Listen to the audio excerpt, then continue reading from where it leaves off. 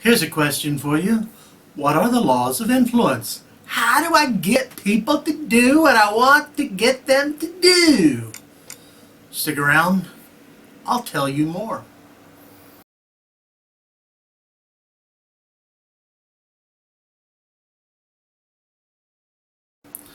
Live, trance, and prosper. Hi, I'm Dr. David Phillips, and welcome to the laws of influence, or the laws of persuasion, or the principles on how to get people to do things. This is a review for my students, and I'm just going to upload it so everybody gets to see Cialdini's Principles of Influence. Cialdini, who's that?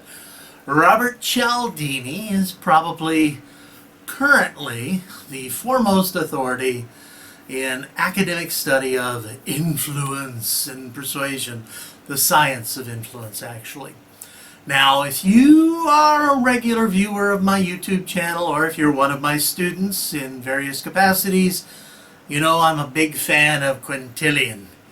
So if you don't know who quintillion is, or what the quintillion paradigm is, go check that out first, and then come back here and check out the laws of influence. Why do I say check out quintillion first? Well, because it's kind of important. Because quintillion tells us the essence of communication is a good man speaking well, and I firmly believe that as communicators we should learn to speak well. But speaking well is only half of that equation. We must also be good people. The laws of influence are amoral. Now, amoral simply means they're without specific moral agendae. They can be used to manipulate for evil, selfish purposes, or they can be used to influence for good. Quintillion would tell us, be good! Ha!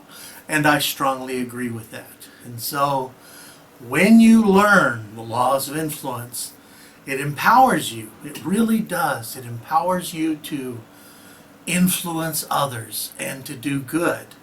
And I strongly encourage you to have an even keel on your moral, ethical approach to it. Don't just think about your own selfish needs or values or views, but think about the greater good, or the person you're influencing.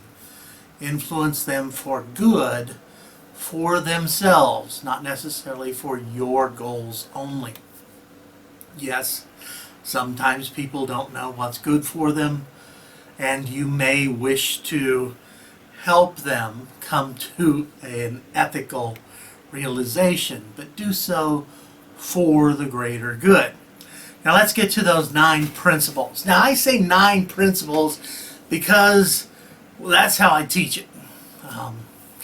And some folks, when they teach it, they teach 6. If you read Cialdini's books, there are several editions. Some of his books are actually the same book in a different edition. And it evolves over time from 6 to 5 to 3 to 9 to various numbers, because some of these are related to other things. And sometimes one thing gets split off. But 9 is a good number. It's an excellent number. So let's go through those. I'm just, in this video, I'm just going to hit them, boom, boom, boom. I'm not going to get into a lot of depth. If you want to learn more depth about persuasion and influence, you can slide on over to my YouTube channel and check out other videos on influence. Actually, I have a whole series on influence tricks or influence principles. You can also go to my web pages, and there you'll find courses that you can take in waking hypnosis, as well as social influence, as well as live courses. I have video and live courses. So check that out if you want to know more and go into in-depth exploration. This is just the key points. All right? The 9 principles or laws of influence or persuasion, or getting folks to do what you want to get them to do. First, let's go with law of reciprocity. Reciprocity is simply When you scratch my back, I'll scratch yours. Human society is actually built on reciprocity, the idea that when someone gives you something of perceived value, you want to pay them back. In fact, typically, not everybody, but typically reasonable humans feel an obligation to pay back favors. That's part of sharing culture. Long ago, when cavemen were doing the caveman thing, they started specializing. So instead of doing hunting and gathering and shelter building and fire building and all that other stuff, people started specializing. I'm really good at hunting, but I'm kind of crappy at farming. So I'll do some hunting and I'll trade you some of the things I hunted, and you'll trade me what you farm because you're awesome at it. And that reciprocity became commerce and built into human culture. Okay, so the law of reciprocity. Second, the law of contrast. When you have two things that are relatively different from each other, we see them as more different if they're placed close together in time and space. If you want me to look incredibly handsome, I'm going to want to surround myself with, say, some really bigger, fatter, uglier people. Then I'll look awesome. Or, if you want to look thin, stand next to me. Boom. Actually, realtors often have houses in price ranges. If you want to rent a house or buy a house or an apartment or something like that, you have many realtors have a house they know they can't sell. They'll ask you, what's your price range? What are your needs? What are you looking for? And then they'll set up a group of houses in that range. And they often have one house that is in the range, but they're not really confident they can sell it or rent it because it is incredibly crappy. They'll bring you to that house first or near the first of the line of sets that they want to show you. Now they do that, and you'll go in and you'll see it, and immediately you're going to think, oh my God, what a shithole. This is horrible. This is terrible. What an awful place.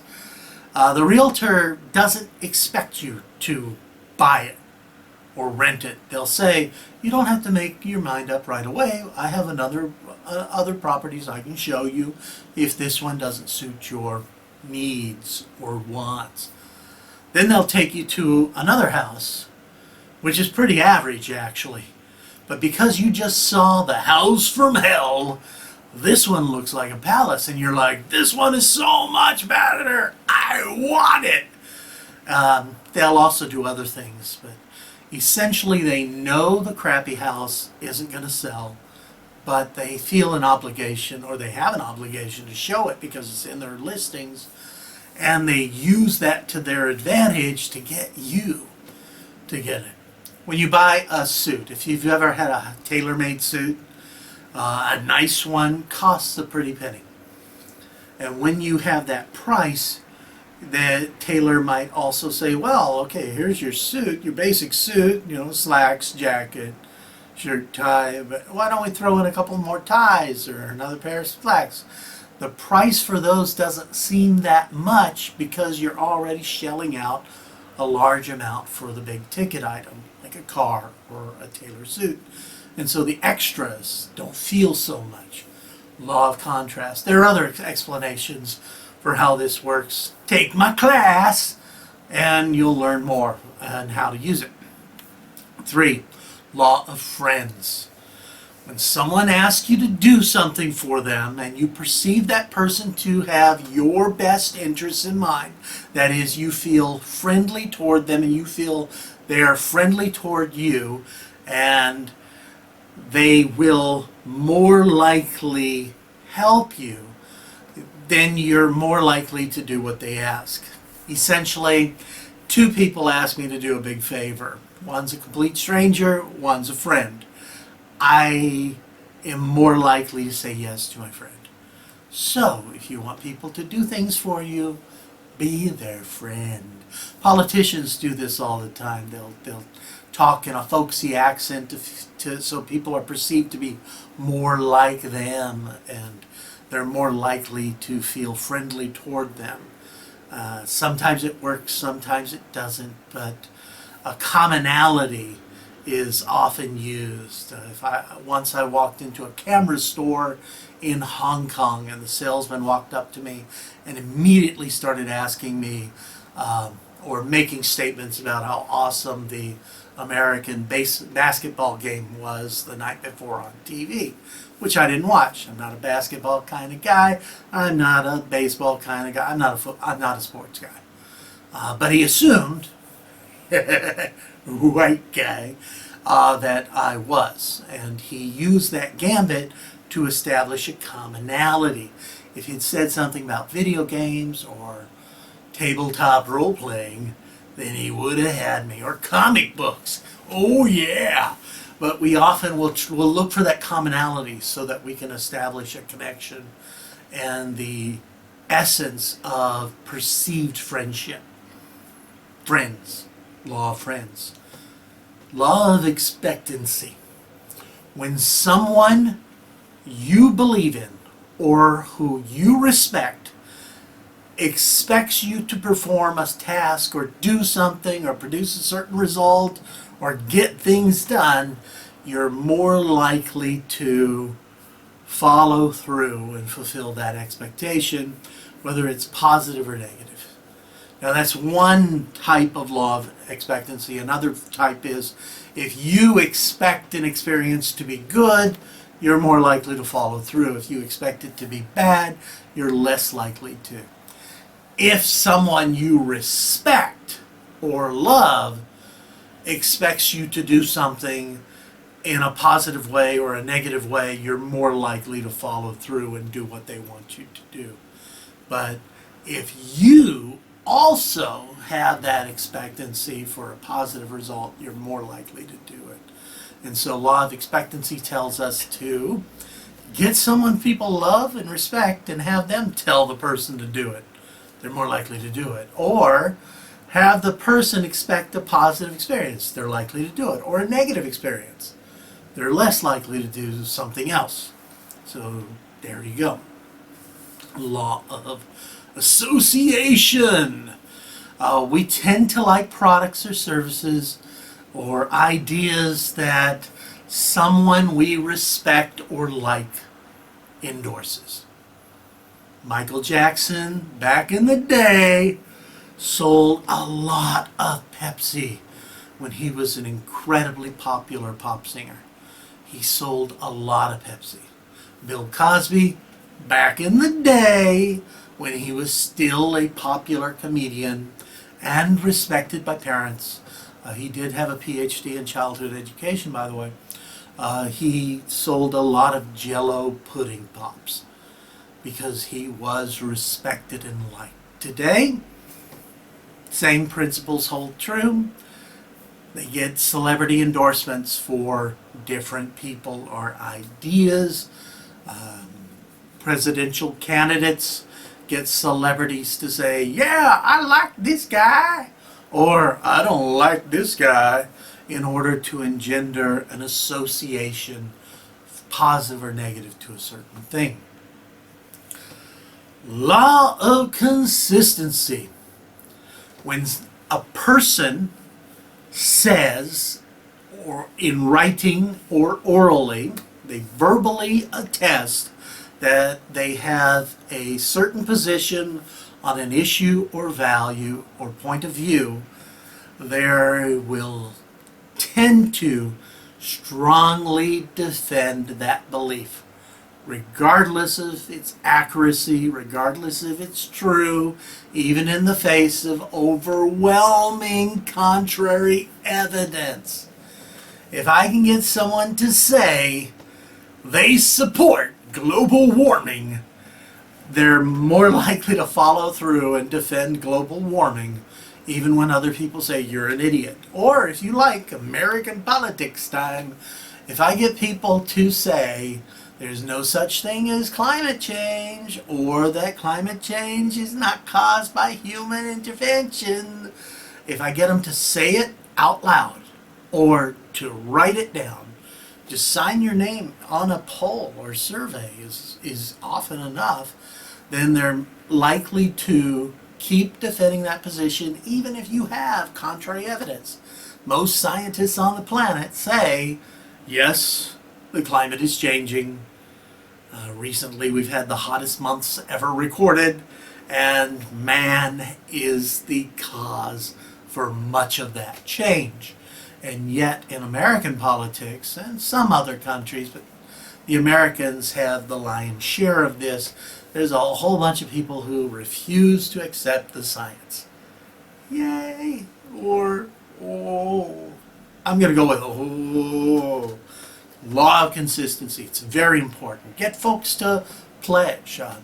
Donald Trump, as a candidate for President of the United States, was heavily criticized in one of his rallies because he told the audience to raise their hands. Raise your hands, and everyone repeat after me. I swear that I will vote for Donald Trump in the election. And everyone did that, and I guarantee most of them voted for him because they had orally made that pledge. Yes, he's a terrible person for many reasons, but he used the law of consistency there. Let's go back to quintillion. Yeah, let's do that. Number 7, the law of scarcity. This is the law where you frighten an entire city. Oh no, I'm sorry, that was Batman and Bane. No, scarcity is not to scare a city. It's that when something is perceived to be limited in quantity or time or of value, so that it's got a high price or something, then people tend to want it more. Hypothetical situation. I'm married to a wonderful woman. I have a wonderful daughter. That's not the hypothetical part, that's the true part. They are insane about animals, particularly cats. We're a cat-loving family. Okay, now, here's the thing. Let's say that I foolishly go to the pet store street. There's a certain street in Taipei near a temple, which my family call the pet store street, because near the night market by the temple there's a whole bunch of pet stores. All right, let's say we go there, and on one side of the street there's a nice little display that has some kittens. They have 5 white kittens and 1 black kitten. Which of those kittens will my daughter want? It's a trick question. She's going to want them all because she's insane. But if I say you can only have 1, there are 5 white, 1 black. She's going to want that damn black kitten. Well, guess what? Across the street is another pet store that has a similar box with 5 black and 1 white. She's going to want that white one. Well, not necessarily my daughter. My daughter's going to want any of them and all. Any and all must have the kitties. But many people have found, and actually there's a thing I do for my students at the university where in the communication courses I have them do influence experiments, so that they experiment. One year a group did M&Ms, and what they did with the M&Ms was they had 5 green M&Ms and 1 red one, and they would offer them, not on the hand, in a little box so people could pick the one they wanted, not on your dirty smelly hands, but they tagged it, so if they had 5 green and 1 orange, people tended to take the orange. If they had 5 orange and 1 green, people tended to take the green because it seems to be rare. If you run a toy store, if you have a toy store and you've got a whole bunch of Buzz Lightyears you want to ditch. So what you do is you have 5 Woodies and 1 Buzz. You got a whole bunch of Buzzes in the back, but the customers don't know that. Little kids come, they see that 1 Buzz and all those Woodies. If they can only have 1 toy, they're going to take the Buzz. Sorry, Woody. But in the back they got tons of Buzzes, but that's a way to get rid of those suckers. Make them seem to be rare. There's a wonderful study that was done on prices of jewelry. And The person had been told to get rid of a bunch of aquamarine, and the boss said, mark it at 10. It's supposed to take it to 10% cost. So it's supposed to be a 90% drop. But what the person did was he accidentally marked it 10 times higher, and he sold out. As people came in, they saw this stuff. They thought, ooh, it's expensive. It must be valuable. If you are a hypnotist or a hypnotherapist, if you have higher prices for your sessions, you're more likely to be perceived as value. If you give it away free, the client is less likely to value that. I'm sorry. You want a date, okay? A lot of my students, actually most of my students at the university, are young people. Universities work that way. Let's say one of the guys wants a date. And so if he walks up to a girl and says, hey, I think you're cute. Would you go out with me? I'm free anytime. They're less likely to get the date. Not just because of the crackly voice. But if he says, hi, I've seen you around campus. I think you're attractive. I think you're interesting. Don't be creepy. I think you're interesting. Would you like to go out for coffee sometime? I'm busy, but I'd really like to get to know you. How about Thursday night or Friday? Give them a choice. Give them a limited choice. They're more likely to get a yes. Want to know more about using scarcity tactics? Take one of my courses. They're incredibly valuable and really rare. You can only get them through my webpage because you go to my webpage and you click and there it is. But it's rare because there's only one webpage. Yeah. Law of conformity. Essentially, people are sheep, and they tend to agree with proposals or want products or services that they perceive to be acceptable or desired by the majority of people. When my wife and I are out in Taipei and we want to have lunch, and we're in an area where we don't know the restaurants, but we see a bunch of restaurants, my wife will look in the window, okay? And if the window shows us a whole bunch of people there, if it's a crowded restaurant, she's more likely to say, let's go there. It's popular. It must be good. All right? If we look in the window and there's nobody in there, very few people, she's going to say, I think we should skip that one. It might not be any good. Nobody wants to eat there. Now me, my brain doesn't work that way. I say, there's not that many people here. It'll be faster. Let's eat there. That strategy doesn't actually work very well. Her strategy tends to work well. You want people to get your product or service, use that bandwagon approach, and get the perception that a lot of people like that. When Donald Trump, let's do Donald Trump again, when he announced his candidacy for the U.S. president, when he first announced, I remember he came down that escalator, he had a whole bunch of people there. We now know that a lot of those people, those so-called supporters, were employees of his company, and they had been told, go there now. And there were a bunch of people who were paid to be there so that they could have a crowd. We now know that there are a couple companies that supply crowds. That's an amazing business to me. I'm a crowdsourcer. I will give you a crowd. I am the source of the crowd. Pay me and I get people to stand there. But we now know a whole bunch of presidential candidates on the Republican side, we know for certain, have paid for crowds. And we know a couple others have done some things similar. Okay, so law of conformity. Of course, get people to want it, and you're more likely to do that. Sometimes people use manipulation like fake crowds or other techniques. Don't do that. Remember our buddy Quintillion. Quintillion is your friend. Please, Quintillion only wants what's best for you. Well, Quintillion doesn't care now. He's a dead Roman guy. But honestly, follow the Quintillion paradigm. And last, but certainly not least, law of power. Power. The law of power is that people, if people are perceived to have power over other people, authority, strength, and expertise is presumed for them. People are more likely to follow the suggestion of someone who is perceived to have power or knowledge.